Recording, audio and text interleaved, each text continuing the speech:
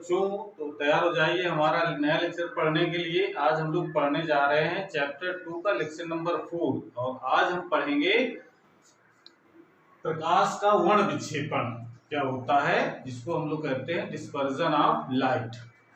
इसके पहले वाले लेक्चर में हम लोग पढ़ चुके हैं कि प्रिज्म क्या होता है, ठीक है ना, और प्रिज्म द्वारा प्रकाश का अपवर्तन किस प्रकार से किया जाता है। तो ये हम लोग इसके पिछले वाले लेक्चर में पढ़ चुके हैं और आज हम लोग पढ़ेंगे वर्ण विक्षेपण के बारे में।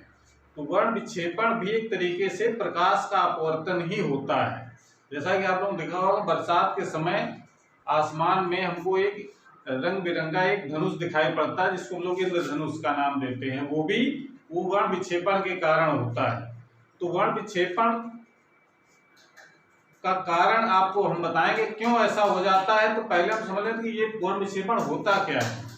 तो इसकी परिभाषा हम लोग लिखने के लिए पहले आप समझ लीजिए कि जब कोई श्वेत प्रकाश यानी सूर्य का प्रकाश समझ लीजिए, सूर्य का प्रकाश हम मानते हैं कि 7 रंगों से मिलकर के बना है और वो 7 रंग जब प्रिज्म से गुजरते हैं, 7 रंग एक साथ रहते हैं तो हमको सफेद प्रकाश यानी व्हाइट लाइट दिखाई पड़ती है। लेकिन जब वही श्वेत प्रकाश किसी प्रिज्म से गुजरता है तो वो 7 रंगों में बट जाता है। तो ये 7 रंगों जो बट जाता है, इस घटना को कहते हैं हम लोग वर्ण विक्षेपण कहते हैं। तो जैसे मान लेते हैं ये प्रिज्म हमारा हो गया ABC, ये प्रिज्म है, ठीक है, जिसका मुख्य परिच्छेद हम लोग दिखाते हैं। ये त्रिभुज नहीं है। प्रिज्म के बारे में पिछले वाले लेक्चर में बताया था कि प्रिज्म ऐसे 2 समतल पृष्ठों का बना हुआ पारदर्शी माध्यम होता है जो किसी कोण पर झुके रहते हैं। 2 समतल पृष्ठ, तो एक ये समतल पृष्ठ हो गया, एक ये समतल पृष्ठ हो गया, ये दोनों इस कोण पर झुके हैं, इसको लोग प्रिज्म का कोण कहते हैं। और ये जो पृष्ठ होते हैं इसको कहा जाता है अपवर्तक पृष्ठ। तो जब सूर्य का प्रकाश या श्वेत प्रकाश हम लोग कह सकते हैं, ये जब श्वेत प्रकाश या सूर्य का प्रकाश प्रिज्म से गुजरता है तो वो 7 रंगों में बट जाता है। यानी जब यहाँ अपवर्तन होगा, एक प्रकाश किरण इधर निकलती है, इसके बाद फिर यहाँ से दूसरी प्रकाश किरण निकलती है, यानी 7 प्रकाश किरणें निकलती हैं इसमें बाहर की तरफ। आप इसको प्रकार से बना सकते हैं।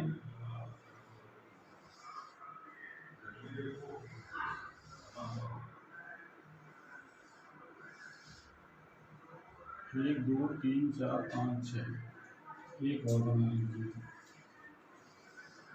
इस प्रकार से। ये 7 हमको रंग प्राप्त होते हैं। अब रंगों का एक क्रम भी निश्चित है कि ऐसा नहीं कि जो जिधर चाहे उधर कोई कलर निकल जाए। तो जो सबसे नीचे जो कलर होता है आधार की तरफ, ये प्रिज्म का जो आधार है उसकी तरफ सबसे नीचे होता है बैगनी कलर। उसके बाद फिर इंडिगो होता है, फिर ब्लू होता है, फिर वाई होता है, जी होता है, उसके बाद वाई, फिर ओ, फिर आर। इस कलर यानी एक नाम हमको ध्यान रखना है विबग्योर।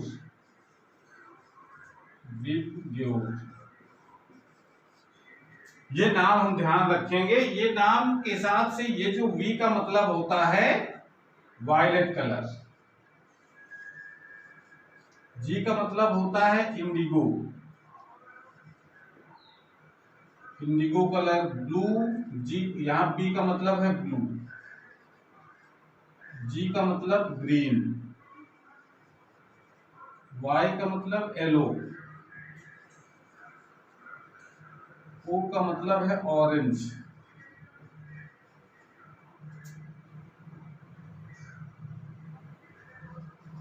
और आर का मतलब है रेड। ये जो 7 रंग हमको प्राप्त होते हैं, इस 7 रंगों का जो समूह है, उस 7 रंगों के समूह को हम लोग कहते हैं स्पेक्ट्रम, या इसको हिंदी में कहा जाता है वर्णक्रम कहते हैं। तो ये जो 7 रंग जो बट जाते हैं, ये घटना कहलाती है वर्ण विक्षेपण। तो इसकी भाषा हम लोग लिख लें, वर्ण विक्षेपण की क्या होती है, इसकी परिभाषा इस प्रकार से लिखेंगे। जब सूर्य का प्रकाश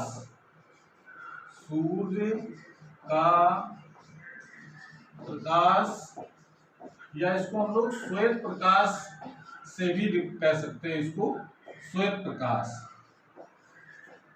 सूर्य के प्रकाश को सूर्य प्रकाश ही माना गया है। जब सूर्य का प्रकाश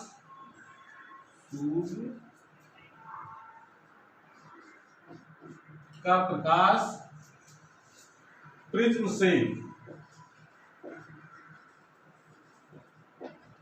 से गुजरता है तो वह सात कौन से रंग? विबग्योर। ये क्रम हमको ध्यान रखना है। अब इसके बारे में और भी हम बातें बताएंगे। तो वो 7 रंगों में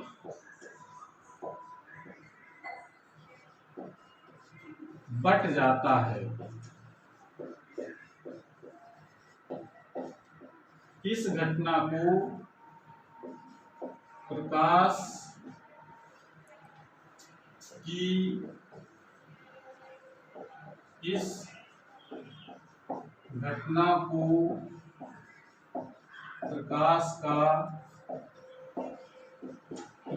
प्रकाश का वर्ण विक्षेपण कहते हैं। घटना को प्रकाश का वर्ण विक्षेपण कहते हैं। तथा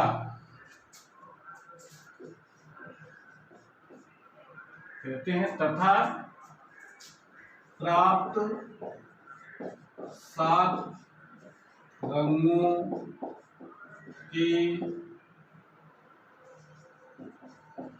समूह को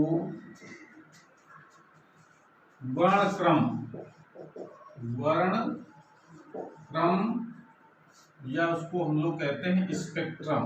ये इंग्लिश शब्द हिंदी में लिखा रहता है, स्पेक्ट्रम कहते हैं इसको, स्पेक्ट्रम।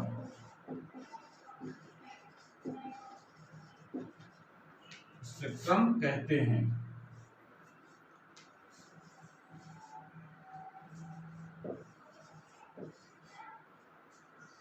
ये इसकी परिभाषा है। अब इसको समझना है कि ऐसा क्यों हो जाता है, उसका रीजन हम बताएंगे आपको। इसको पहले नोट कर लें। और ये 7 रंगों का जो कलर है उसको याद रखने का तरीका है विबग्योर।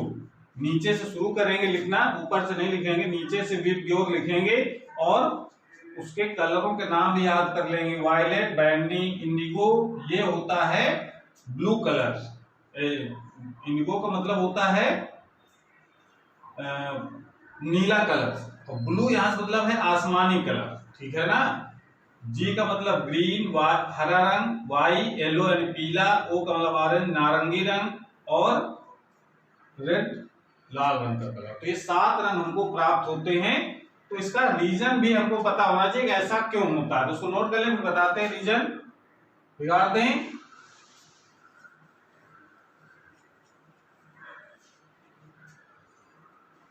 रीजन इसका ये है कि जैसा हमने बताया था पिछले वाले लेक्चर में कि जब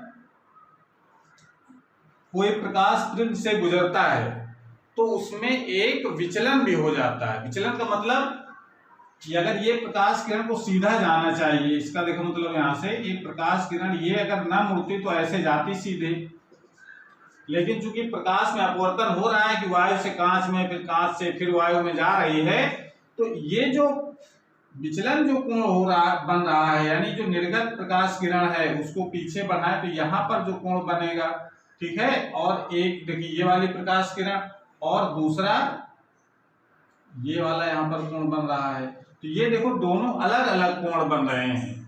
बैंगनी रंग का कोण सबसे ज्यादा है, यानी विचलन सबसे ज्यादा हो रहा है। लाल रंग का विचलन सबसे कम है। विचलन कोण को हम लोग डेल्टा आर से लिख सकते हैं, यहाँ इसको लिख सकते हैं डेल्टा वी से।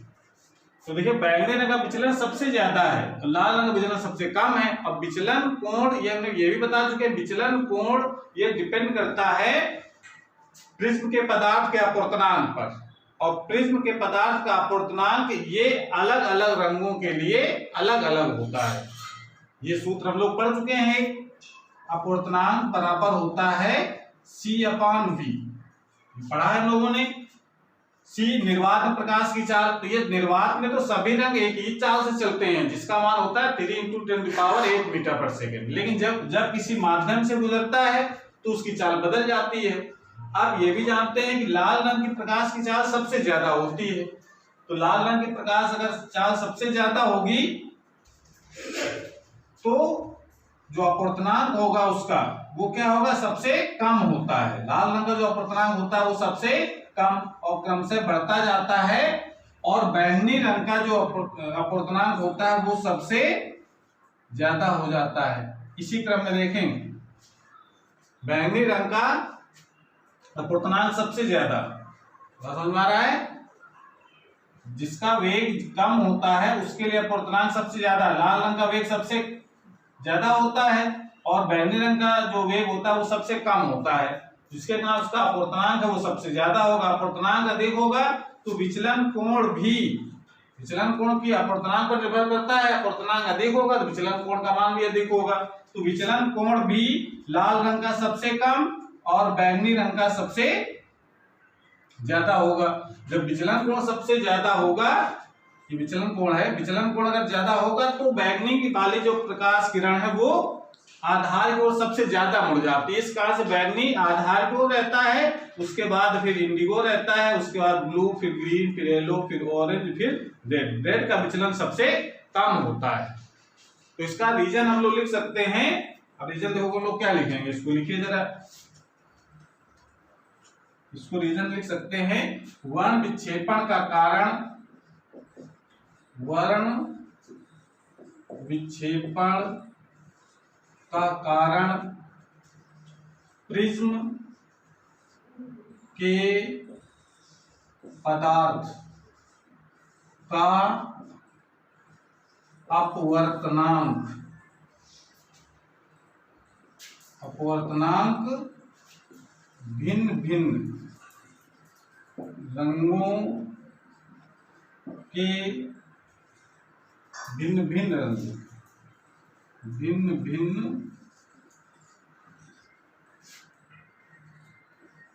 रंगों के लिए भिन्न भिन्न है, भिन्न भिन्न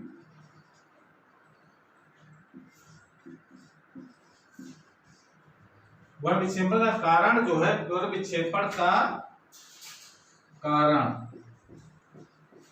वर्ण विक्षेपण का कारण प्रिज्म के पदार्थ का अपवर्तनांक भिन्न भिन्न रंगों के लिए भिन्न भिन्न होना है। ये रीजन ले सकते हैं। अपवर्तनांक भिन्न भिन्न होगा जिसके कारण, ये लिख सकते हैं, जिसके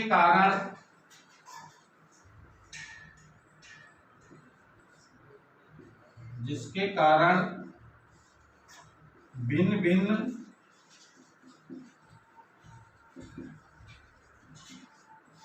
रंगों का विचलन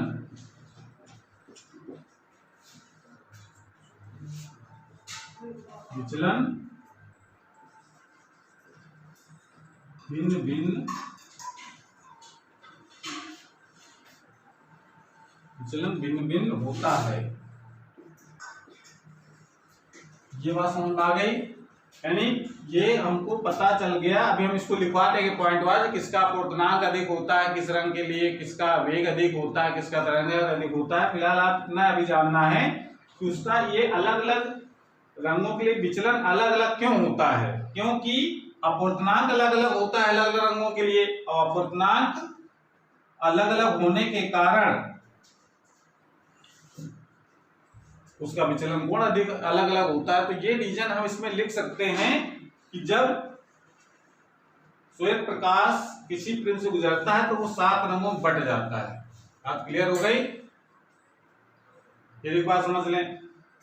वर्ण विक्षेपण का कारण क्या है भाई? ये घटना तो हो गई कि जब प्रिज्म से गुजरेगा तो 7 रंगों में बढ़ जाएगा, इस घटना को तो वर्ण विक्षेपण कहते हैं। क्यों बढ़ जाता है उसका रीजन हमको जानना है। तो वर्ण विक्षेपण का कारण क्या है?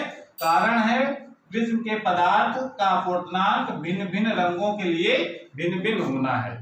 यानी भिन्न भिन्न रंगों के लिए अपूर्णांक भिन्न भिन्न होगा। जब अपूर्णांक भिन्न भिन्न होगा तो विचलन कोण भी भिन्न भिन्न होता है। इस कारण से ये रंग अलग अलग कोण पर विचलित हो जाते हैं। और जिसमें बैंगनी रंग का जो अपूर्णांक होता है भाई, अपूर्णांक जो बैंगनी रंग का जो अपूर्णांक होता है वो सबसे ज्यादा होता है, और जिसका अपूर्णांक ज्यादा होता है उसका विचलन कोण भी ज्यादा होता है।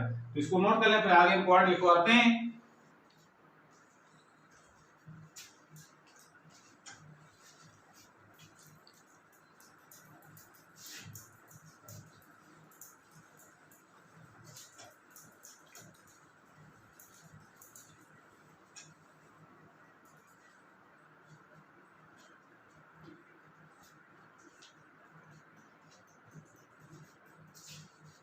इसमें पहला पॉइंट आप लिख सकते हैं कि बैंगनी रंग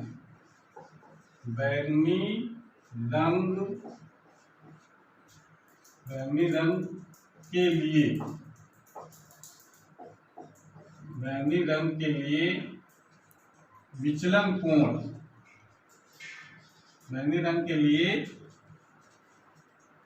विचलन कोण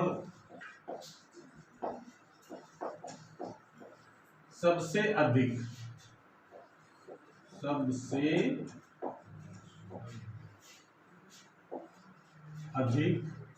तथा लाल रंग के लिए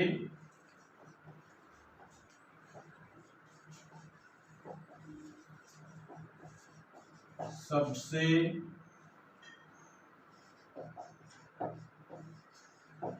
कम होता है। एक तो रीजन का जो अर्थ है वो हम लोग यहाँ से ले सकते हैं। बैंगनी रंग का विचलन कोण सबसे अधिक होता है तथा लाल रंग का विचलन सबसे कम होता है। इस कारण से बैंगनी सबसे नीचे चला जाता है। और भी पॉइंट लिख सकते हैं जो एग्जाम पूछे जाते हैं, जैसे कह सकते हैं बैंगनी रंग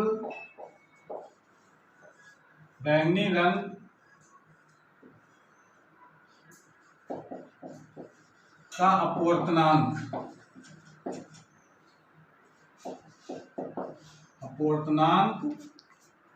सबसे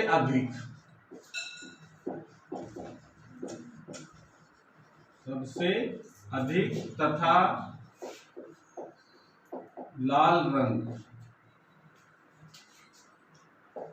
लाल रंग का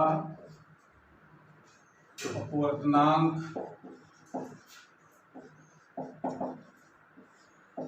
सबसे कम होता है। अपूर्णांक सबसे कम होता है, इसका लाल रंग का अपूर्णांक सबसे कम होता है। और पॉइंट लिख सकते हैं बैंगनी, एक नंबर प्रश्न पूछे गए इसलिए इसको नोट कर लेना है। जिस क्रम में हम लिख रहे हैं बैंगनी का अगर सबसे अधिक होता है तो इंडिगो को उससे कम होगा, ब्लू को उससे कम होगा, ग्रीन का उससे कम होगा, येलो का उससे कम होगा, ऑरेंज का उससे कम होगा और लाल का सबसे कम होगा। उसी क्रम में घटता है। अगर बढ़ता है तो फिर इसी क्रम में बढ़ेगा। ये नहीं बैंगनी अगर सबसे ज्यादा है उसके बाद येलो का उससे कम होगा, ऐसा नहीं है। जिस क्रम में ये कलर लिखे गए उसी क्रम में आपको बढ़ाना या घटाना है। बैंगनी रंग की तरंगदैर्घ्य या बैंगनी रंग की तरंगदैर्घ्य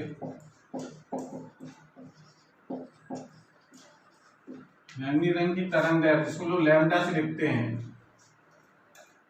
सबसे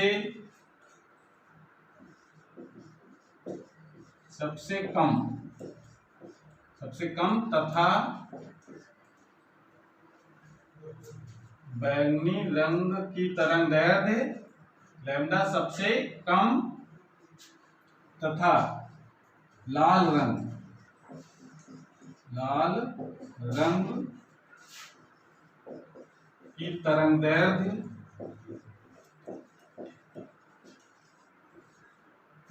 सबसे अधिक होती है।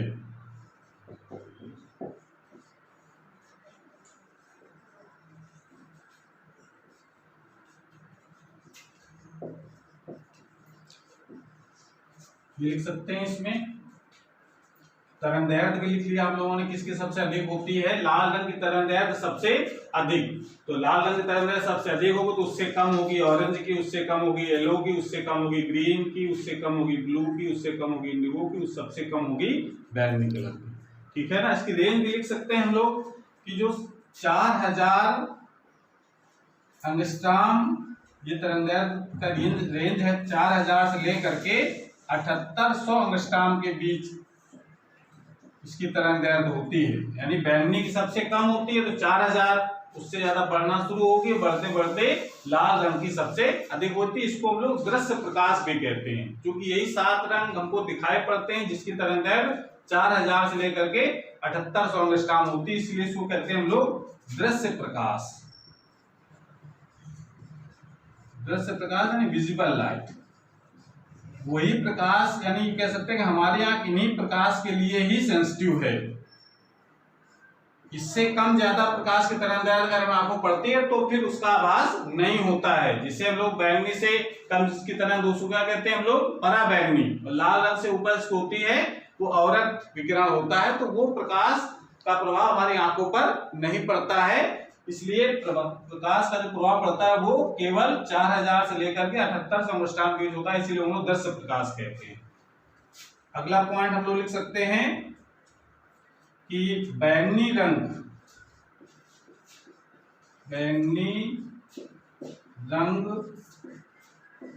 की चाल, या वे कह सकते हैं बैंगनी रंग की चाल सबसे कम तथा लाल रंग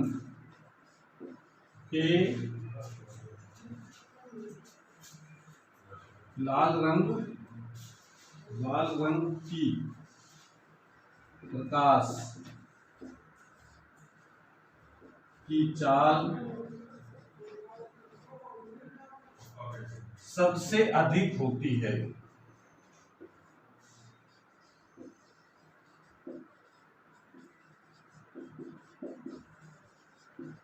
लाल रंग की प्रकाश की चाल सबसे कम और लाल रंग की प्रकाश की चाल सबसे अधिक होती है। तो ये पॉइंट ध्यान रखेंगे, सब एक दूसरे से रिलेटेड हैं। देखो इसमें एक बार हम समझा देते हैं। तो लाल रंग की प्रकाश की चाल सबसे अधिक होती है, जब प्रकाश की चाल अधिक होगी तो क्या होगा, उसका अपवर्तनांक सबसे कम होगा। जब अपवर्तनांक सबसे कम होगा तो विचलन भी सबसे कम होता है, और विचलन सबसे कम होगा तो लाल रंग सबसे ऊपर रहता है। बात क्लियर हो रही है। तो इस प्रकार से ये हमको पॉइंट याद रखना है। एक एक नंबर पे पूछ लिया जाता है लाल रंग का अपवर्तनांक और बैंगनी रंग के अपवर्तनांक में से किसका अपवर्तनांक सबसे अधिक होता है, या किसके रंग की तरंगदैर्ध्य अधिक होती है, या उसका किसकी चाल अधिक होती है। तो ये पॉइंट याद कर लेंगे तो हम सब कुछ बता सकते हैं, किसकी चाल अधिक होती है, किसकी कम होती है, किसका अपवर्तनांक अधिक होता है, किस रंग के लिए, किस रंग के लिए अपवर्तनांक कम होता है। ये सब कुछ हम बता लेंगे, कई बार परीक्षा में पूछे गए हैं, तो इसको नोट कर लें। उसके बाद फिर हम लोग पढ़ेंगे, अगला टॉपिक है प्रकाश का प्रकीर्णन क्या होता है, तो इसको नोट कर लें। उसके बाद फिर आगे पढ़ते हैं हम लोग।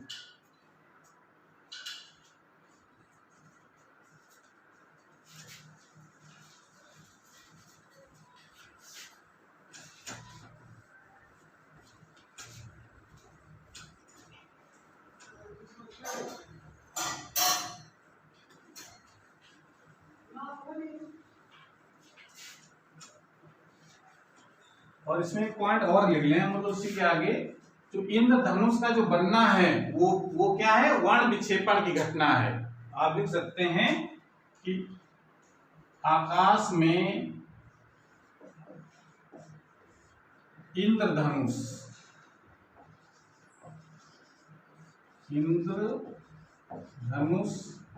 का बनना, आकाश में इंद्रधनुष का बनना प्रकाश के वर्ण विक्षेपण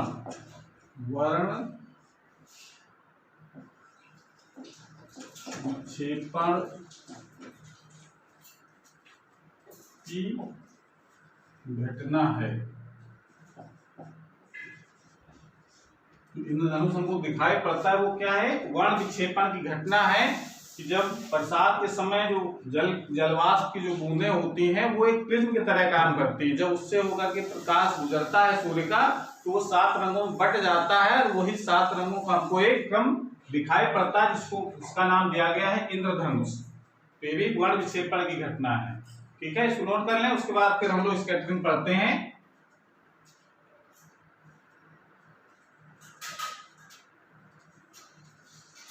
तो स्कैटरिंग क्या है? यानी प्रकीर्णन।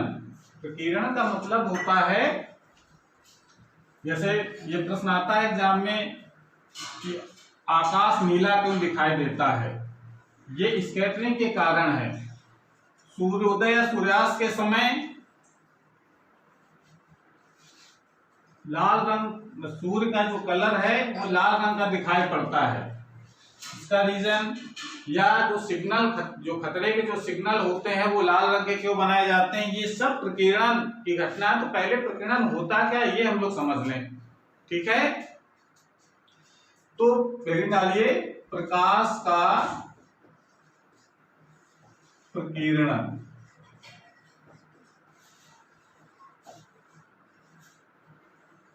प्रकीर्णन या इसको कहते हैं हम लोग स्कैटरिंग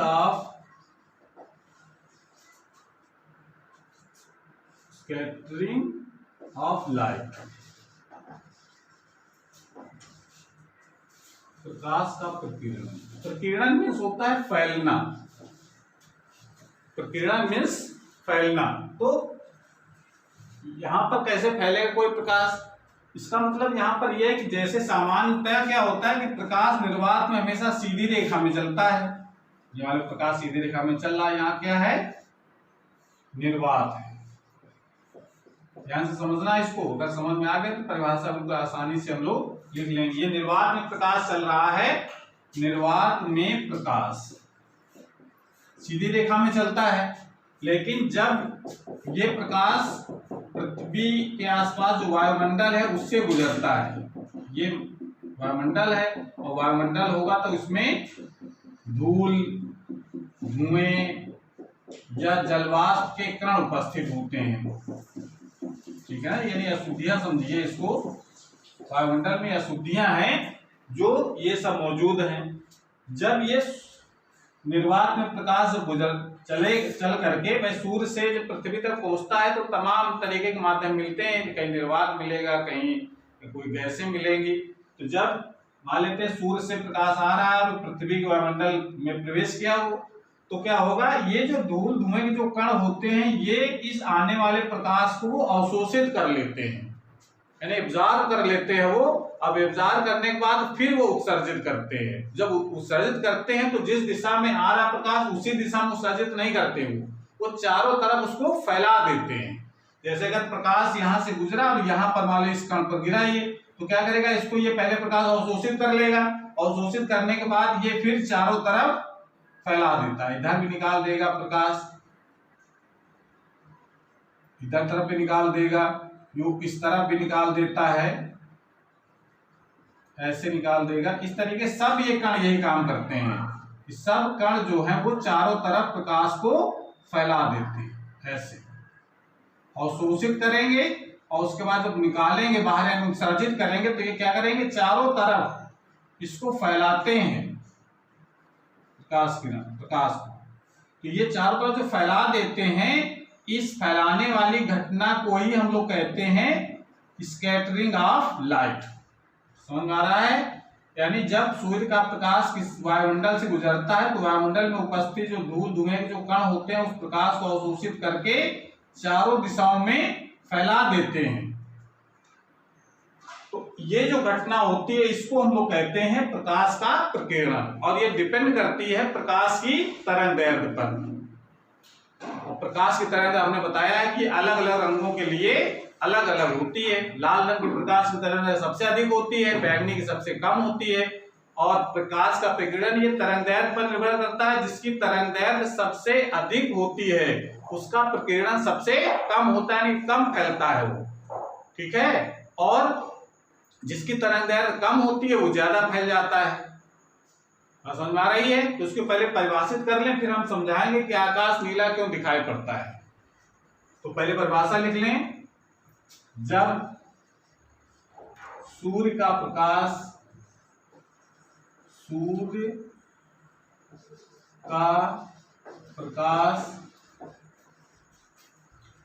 पृथ्वी के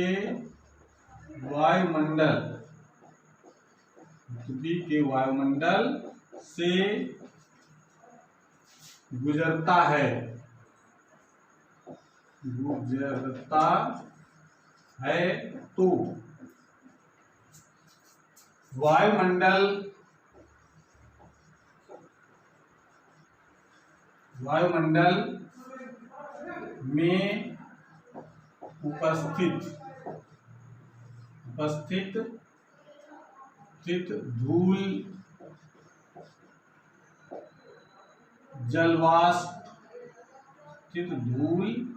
तो वायुमंडल में उपस्थित धूल, जलवाष्प के कणों द्वारा अवशोषित हो जाता है।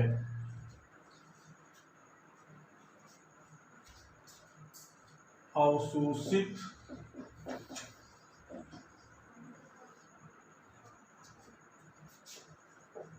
होकर, कुछ भाषा सही से लिखें हम लोग। जब सूर्य का प्रकाश पृथ्वी के वायुमंडल से गुजरता है तो वायुमंडल में उपस्थित धूल या जलवाष्प के कण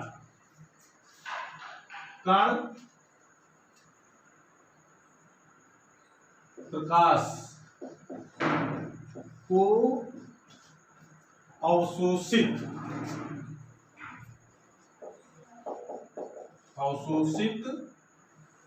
करके सभी दिशाओं में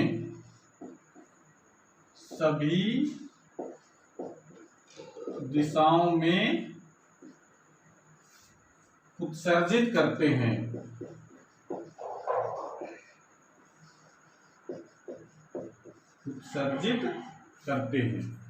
ये जो घटना होती है इसी को हम लोग कहते हैं प्रकाश का प्रकीर्णन।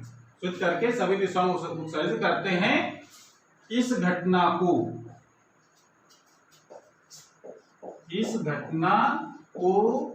प्रकाश का प्रकीर्णन कहते।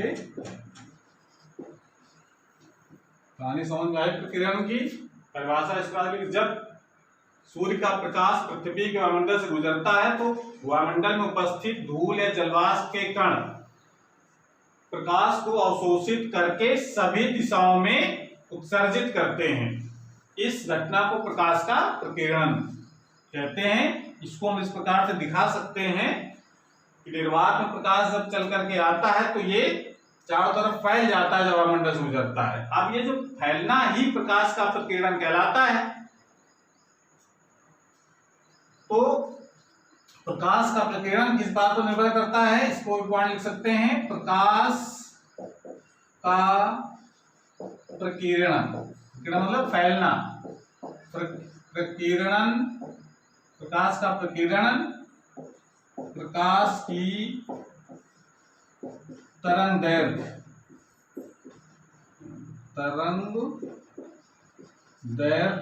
पर निर्भर करता है। प्रकाश का प्रकीर्णन प्रकाश की तरंगदैर्घ्य पर निर्भर करता है। जिस प्रकाश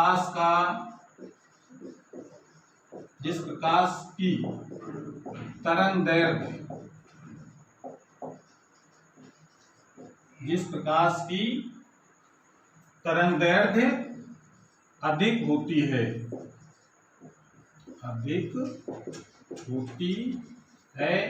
जिस प्रकाश की तरंगदैर्ध्य अधिक होती है उसका प्रकीर्णन सबसे कम होता है,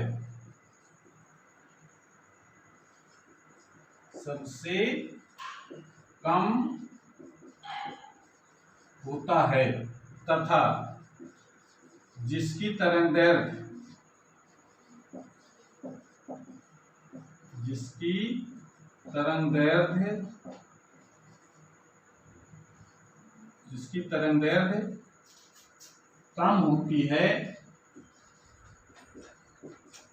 कम होती है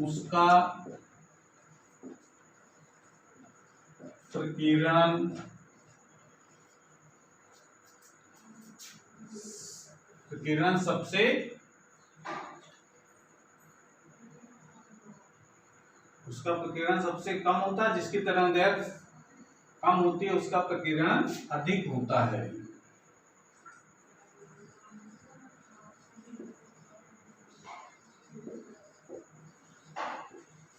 तो अब बताओ अच्छा कि अब किस रंग का प्रकीर्णन सबसे कम होगा? जिसकी तरंगदैर्ध्य अधिक होगी, और तरंगदैर्ध्य किसकी अधिक होती है? लाल रंग की। तो लाल रंग का प्रकीर्णन सबसे कम होगा। तो इसको नोट कर लें, फिर आगे हम पॉइंट लिखते हैं।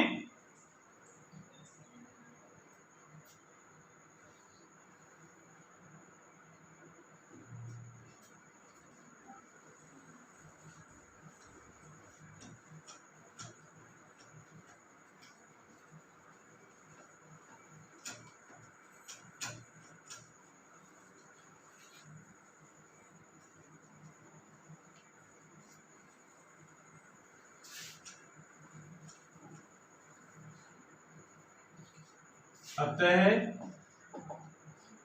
लाल रंग का प्रकीर्णन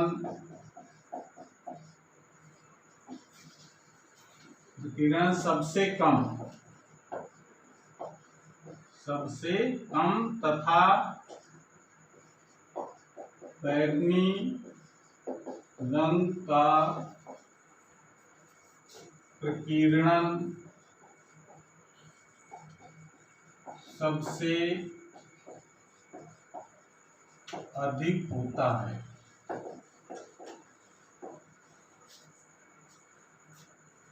क्लियर हो गया? प्रकीर्णन किसका सबसे अधिक होगा? बैंगनी रंग का। बैंगनी के ऊपर जो प्रकाश होगा उसका धीरे प्रकीर्णन कम होता जाएगा, और लाल रंग का सबसे कम होता है। ठीक है, तो ये पॉइंट तो हो गया प्रकाश का प्रकीर्णन के बारे में। उसके बाद हम इसमें कुछ पॉइंट लिखना चाहते हैं कि जैसे प्रकाश का जो प्रकीर्णन होता है कहां पर हमको दिखाई पड़ता है। ठीक है, तो इससे कह सकते हैं कि जैसे नंबर 1, आकाश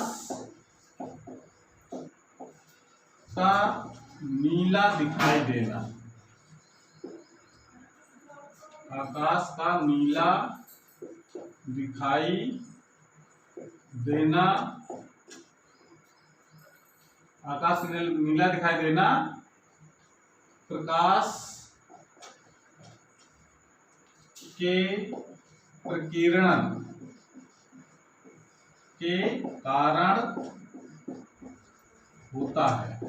अब इसका रीजन में लोग लिख सकते हैं क्यों होता है, नीला क्यों दिखाई पड़ता है। आकाश नीला दिखाई देना प्रकाश के प्रकीर्णन के कारण होता है। इसको हम समझा सकते हैं। देखो, इसका रीजन ये है कि जब सूर्य का प्रकाश वायुमंडल से गुजरता है, तो अभी हमने बताया है कि जिसकी तरंगदैर्ध्य कम होती है उसका प्रकीर्णन सबसे ज्यादा होता है। तो बैगनी और नीले इनकी तरंगदैर्ध्य बहुत कम होती है, सबसे कम होती है दृश्य प्रकाश में, तो इनका प्रकीर्णन क्या होगा? सबसे ज्यादा। यानी प्रकीर्णन मतलब होता है फैलना। तो क्या होगा, ये जो बैंगनी और नीले रंग के जो प्रकाश होते हैं ये चारों तरफ फैल जाते हैं, और जब फैला हुआ प्रकाश हमारे आंखों पर पहुंचता है तो हमको नीला आकाश दिखाई पड़ता है। तो इस कारण से कह सकते हैं कि प्रकीर्णन के कारण हमको आकाश नीला दिखाई पड़ता है। तो कोई एग्जाम पूछा जाता है, ये आता है प्रश्न कि क्या कारण है कि आकाश नीला दिखाई पड़ता है, तो उसका रीजन हम ये लिखेंगे कि जब सूर्य का प्रकाश वायुमंडल से गुजरता है तो वायुमंडल में उपस्थित जो धूल या धुएं या जलवाष्प कण होते हैं वो बैंगनी तथा नीले रंग का प्रकीर्णन सबसे अधिक करते हैं, जिसके कारण से नीला और बैंगनी रंग का प्रकाश चारों ओर फैल जाता है और वही प्रकाश जब हमारी आंखों पर पड़ता है तो हमको आकाश नीला दिखाई पड़ता है। तो इस तरीके से उसकी भाषा हम लोग लिख सकते हैं। ये बुक की मदद से आप इसकी भाषा बना लेंगे। और दूसरा हम रीजन इसमें और लिख सकते हैं, एग्जाम्पल लिख सकते हैं कि सूर्योदय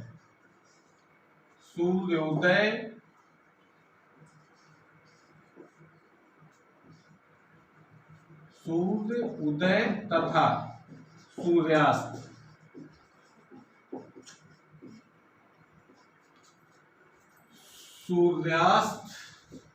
सूर्योदय तथा सूर्यास्त के समय सूर्य लाल क्यों सूर्योदय तथा सूर्यास्त के समय सूर्य का लाल दिखाई पड़ना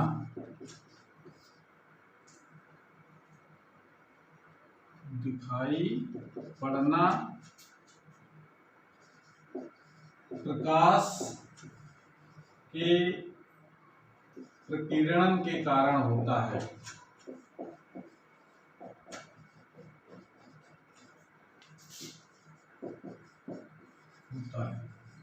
सूर्योदय तथा सूर्यास्त के समय सूर्य लाल रंग का दिखाई पड़ना ये प्रकाश के प्रकीर्णन के कारण होता है। तो ये क्यों होता है ऐसा, इसका भी रीजन हम लोग जान सकते हैं कि जब सूर्योदय जब होता है या सूर्यास्त होता है, दोनों स्थितियों में देखिए, मान लेते हैं जैसे ये पृथ्वी है,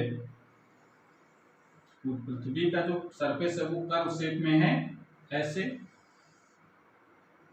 और इसकी यहाँ पर ये जो वायुमंडल है सब, यानी यहाँ पर सब क्या है, ये वायुमंडल है ऐसे, ये सब वायुमंडल है। जब सूर्य उदय जब हो या सूर्यास्त होता है तो सबसे दूर होता है उसे, मान लो यहाँ पर कोई आदमी खड़ा है तो ये आदमी, यहाँ पर ये आदमी है। अब जब आदमी जब ये सूर्योदय सूर्यास्त में देखता है, मान लो यहाँ पर सूर्य है, ये हमारे पर क्या है, सूर्योदय सूर्यास्त के समय ये क्षितिज पर होता है, यानी आदमी सबसे दूर। और जब दोपहर के समय होता है तब सूर्य यहां होता है।